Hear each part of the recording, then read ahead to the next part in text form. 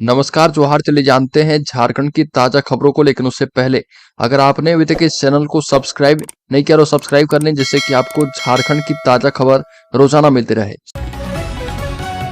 सबसे पहली खबर, बालू के अभाव में सेल ठेकेदारों को काली सूची में जाने का खतरा बढ़ा। बता दें कि पश्चिमी सिंहभूम जिले में बालू घाटों की नीलामी नहीं होने एवं बालू नहीं मिलने की वजह से सेल की किरोबुरी और मेघा हाथूबुरी और गुआ आदि खदान प्रबंधनों के अधीन संचालित तमाम प्रकार के कंस्ट्रक्शन कार्य पूरी तरह से प्रभावित हो चुके हैं और सेल के ठेकेदार बालू समस्या को लेकर लंबे समय से परेशान हैं। निविदा शर्त के मुताबिक समय पर कार्य पूरा नहीं होने की वजह से उन्हें पेनाल्टी लगने अथवा काली सूची में जाने का खतरा भी बढ़ चुका है। एक और बड़ी खबर, झारखंड जल्द बनेगा शिक्षा का बड़ा हब। झारखंड की शिक्षा प्रणाली को मजबूत बनाने के लिए व्यापक स्तर पर कार्य हो रहे और शिक्षा को प्राइमरी स्तर से ही सुधार करने के साथ साथ उच्च स्तर की शिक्षा व्यवस्था को भी ध्यान में रखा गया है। शिक्षा व्यवस्था को सरल, सुगम एवं पारदर्शी बनाने पर राज्य सरकार विशेष ध्यान दे रही है। झारखंड को शिक्षा का हब बनाने की बात भी कही जा रही है और प्रदेश में शिक्षण संरचना मजबूत हो, इसके लिए 216 योजनाओं पर काम चल रहा। मार्च 2024 तक 40% योजनाएं कंप्लीट हो जाएगी। वहीं अन्य योजनाओं का काम अगले वित्तीय वर्ष के दूसरे क्वार्टर तक पूरा करने का लक्ष्य है। अगली खबर, नए साल में सरकारी स्कूलों में सूचना और संचार प्रौद्योगिकी लैब की सुविधा बढ़ेगी। 1821 विद्यालय में नया लैब स्थापित किया जाएगा। इस कार्य को अप्रैल 2024 से पहले पूरा करने का लक्ष्य रखा गया है और राज्य के 1821 स्कूलों में इंटरनेट के साथ आईसीटी लैब बनाया जाएगा और आईसीटी लैब में इंटरनेट सुविधा की बहाली भी की जाएगी। नए सत्र में आवंटित लैब निर्माण के लिए निविदा प्रक्रिया लगभग पूरी कर ली गई है। वहीं पिछले सत्र में आवंटित लैब के लिए कंपनी को कार्य सौंप दिया गया है। एक और बड़ी खबर, झारखंड में ईडी ने हजारीबाग के कोयला व्यवसायी इजहार अंसारी को किया गिरफ्तार। झारखंड में ईडी ने हजारीबाग के कोयला व्यवसायी इजहार अंसारी को गिरफ्तार किया है। ईडी की टीम इजहार अंसारी के मिल्लत कॉलोनी स्थित घर और कोजू ओपी क्षेत्र स्थित कोयला प्लांट में पहुंचकर छापेमारी की थी। सूत्रों ने बताया कि छापेमारी के बाद ईडी की टीम ने देर शाम इजहार अंसारी को गिरफ्तार कर लिया है और उसके ठिकाने पर से 13 लाख रुपए नकदी के अलावा विभिन्न सेल कंपनी एवं काले धन के निवेश से संबंधित दस्तावेज जब्त किए हैं। अगली खबर, झारखंड में एंटी रेबीज वैक्सीन की खरीद में अनियमितता। जिलों में 34 में से 94 रुपए ज्यादा में लिए जा रहे। झारखंड में एंटी रेबीज वैक्सीन की खरीद में अनियमितता का मामला सामने आ रहा। Jharkhand medical and health infrastructure development and procurement corporation limited की ओर से वैक्सीन की दर 226 रुपए प्रति वायल निर्धारित की गई है, लेकिन रामगढ़, लोहरदगा, गढ़वा, कोडरमा समेत विभिन्न जिलों में 34 से 94 रुपए अधिक कीमत पर वैक्सीन की खरीद की जा रही है। हर जिले में वैक्सीन की खरीद का ऑर्डर सिविल सर्जन के स्तर से की जाती है। एक और बड़ी खबर, गुमला के रॉबिन मिंज को मुंबई इंडियंस ने ट्रायल के लिए बुलाया था और उसने ट्रायल में भाग भी लिया, लेकिन अब गुजरात टाइटंस ने रॉबिन को पिछले साल हुए मिनी ऑक्शन में 3 करोड़ 60 लाख रुपए में खरीद लिया है। अब रॉबिन क्रिकेट की दुनिया में अपना जलवा बिखेरने को तैयार है। गुमला के रॉबिन मिंज विस्फोटक बल्लेबाज एवं विकेट कीपर हैं और पिछले आईपीएल में ही रॉबिन मिंज को दिल्ली टीम ने बुलाया था, लेकिन वो दुर्भाग्यवश टीम का हिस्सा नहीं बन पाए थे। बेहद खुशी की बात है कि रॉबिन मिंज का चयन गुजरात की टीम ने किया है। हालांकि रॉबिन अभी झारखंड में संबलपुर में खेले जा रहे under 23 colonel CK Naidu trophy में झारखंड की तरफ से खेल रहे और मैच में झारखंड टीम को मजबूती के साथ आगे बढ़ा रहे और रॉबिन अपने दोहरे शतक के बिल्कुल करीब पहुंच चुके हैं। अगली खबर, कांग्रेस के कार्यकारी अध्यक्ष बंधु तिर्की ने ईडी को लेकर बड़ा बयान दिया है और कहा कि राज्य के आदिवासी समाज में ईडी की कार्रवाई को लेकर आक्रोश है। एक चुनी हुई सरकार को चुनौती दी जा रही है। इन लोगों को पता नहीं है कि आदिवासी लोग जानी शिकार भी करते हैं, आदिवासी लोग गुस्सा भी जाते हैं और यह ईडी बीडी सीडी क्या है। ये लोग आदिवासी की भावना को नहीं समझ रहे। जिस दिन ढल मुगड़ा पत्थर तोड़ने वाला आदिवासियों का पारंपरिक औजार निकल गया तो दिक्कत हो जाएगी। आदिवासी मुख्यमंत्री को भाजपा पचा नहीं पा रही है और बंधु तिर्की ने कहा कि ईडी के समन में इस्तेमाल किए गए शब्दों का विरोध है। अगली खबर, राज्य में पीएलएफआई सुप्रीमो का सहयोगी फिर से ईडी के 3 दिनों के रिमांड पर। पीएलएफआई सुप्रीमो दिनेश गोप के सहयोगी निवेश कुमार की 5 दिनों की रिमांड अवधि पूरी होने के बाद ईडी कोर्ट में पेश किया गया। ईडी ने फिर से पूछताछ की आवश्यकता बताते हुए 3 दिनों की रिमांड अवधि बढ़ाने की आग्रह किए थे। इस पर ईडी के विशेष जज दिनेश राय की कोर्ट ने निवेश से पूछताछ के लिए 3 दिनों की रिमांड ईडी को प्रदान कर दी है और इससे पूर्व गत 8 जनवरी को ईडी ने कोर्ट के माध्यम से ईडी ने निवेश को मेमो ऑफ अरेस्टिंग दिया था। एक और बड़ी खबर, झारखंड में शासकीय भवनों के निर्माण का लक्ष्य लगभग पूरा किया गया, सोरेन सरकार ने बजट का किया इस्तेमाल। झारखंड की हेमंत सोरेन सरकार ने राज्य में विकास कार्य में निरंतरता कायम रखी है। प्रधान सचिव सुनील कुमार का कहना है कि भवन निर्माण विभाग की ओर से राज्य में और राज्य के बाहर भी कई भवनों का निर्माण किया जा रहा। और सुशील कुमार ने बताया कि झारखंड में 2 नए मेडिकल कॉलेज, 500 शैय्या वाले अस्पताल, सामुदायिक केंद्र, क्रिटिकल केयर ब्लॉक, अनुमंडलीय अस्पताल, Bokaro medical college, engineering college, polytechnic degree college के साथ साथ पर्यटन कला संस्कृति कॉलेज का निर्माण भी किया जा रहा।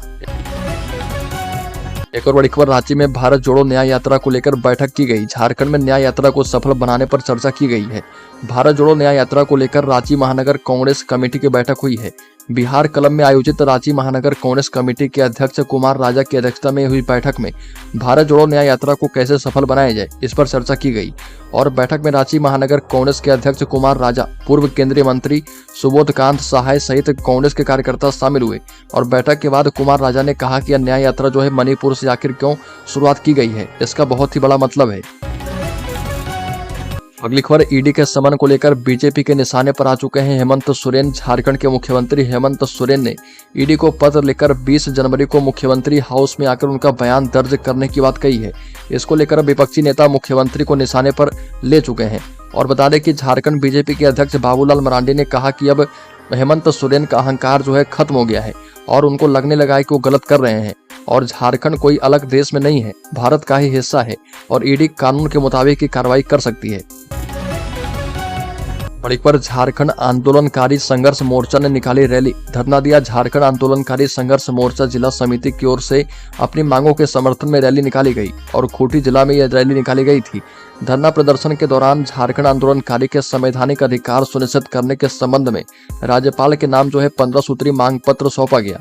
और ज्ञापन में झारखंड आंदोलनकारी के जेल जाने की बाध्यता समाप्त करने, झारखंड आंदोलनकारी की अलग पहचान करने, उन्हें राजकीय मान सम्मान देने की मांग की गई है।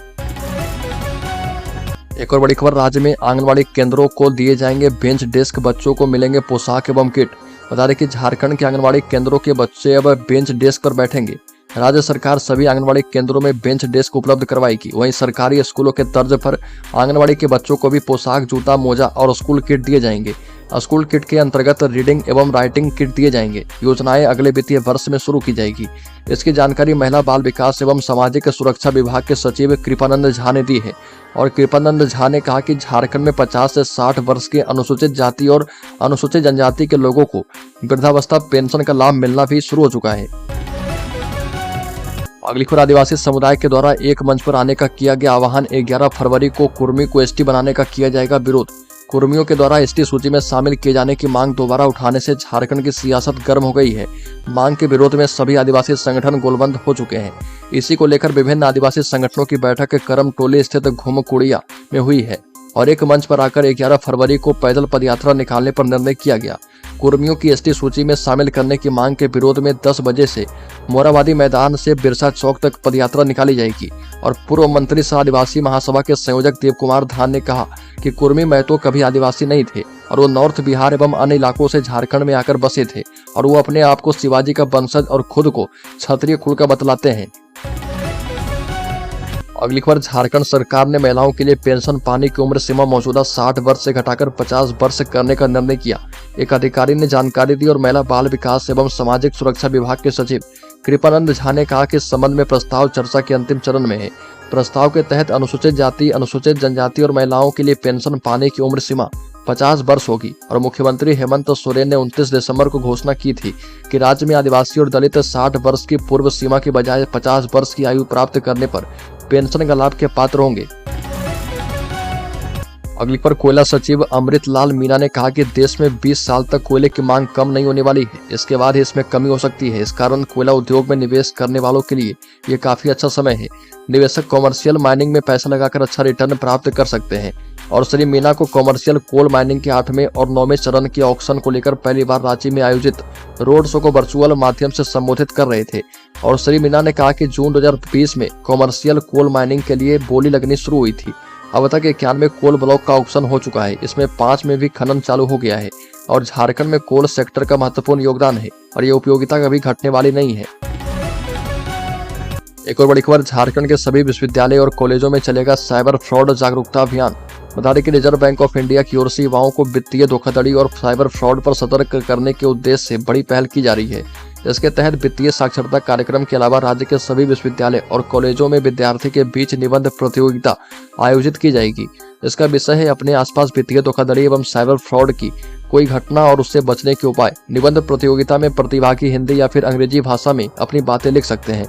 यह प्रतियोगिता छात्रों को उन अपराधों की प्रचलित कथाओं और प्रथाओं का विश्लेषण करने को लेकर बताया जाएगा।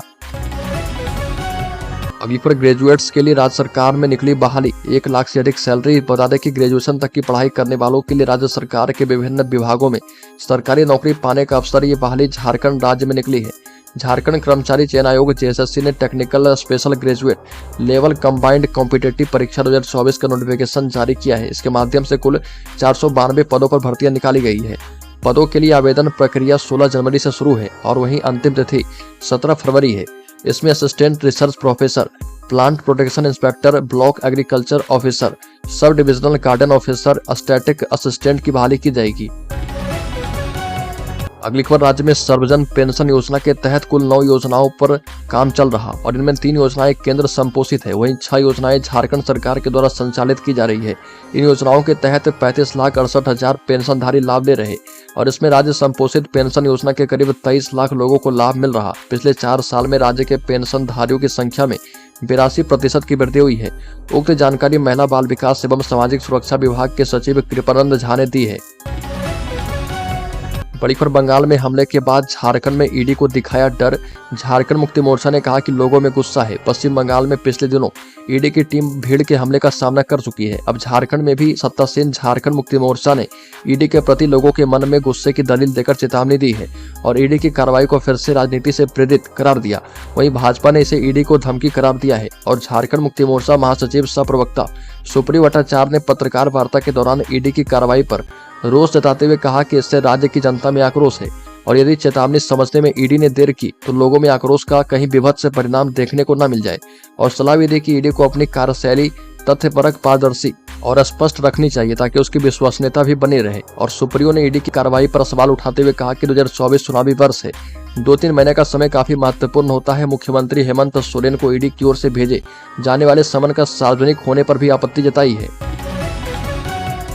अगली पर, भारत जोड़ो न्याय यात्रा को लेकर चाईबासा में खास तैयारी। कांग्रेस सांसद गीता कोड़ा ने पार्टी नेताओं के साथ की है तैयारी बैठक। बता दें कि राहुल गांधी के भारत जोड़ो न्याय यात्रा को लेकर कांग्रेस सांसद सह पार्टी की कार्यकारी प्रदेश अध्यक्ष गीता कोड़ा ने चाईबासा के कांग्रेस भवन में पार्टी नेताओं के साथ तैयारी बैठक की और मौके पर उन्होंने विधायक सोनाराम सिंह को, जिलाध्यक्ष, पार्टी नेताओं और कार्यकर्ताओं के साथ सिंहभूम लोकसभा क्षेत्र में राहुल गांधी के भारत जोड़ो न्याय यात्रा की तैयारी पर मंथन किया है।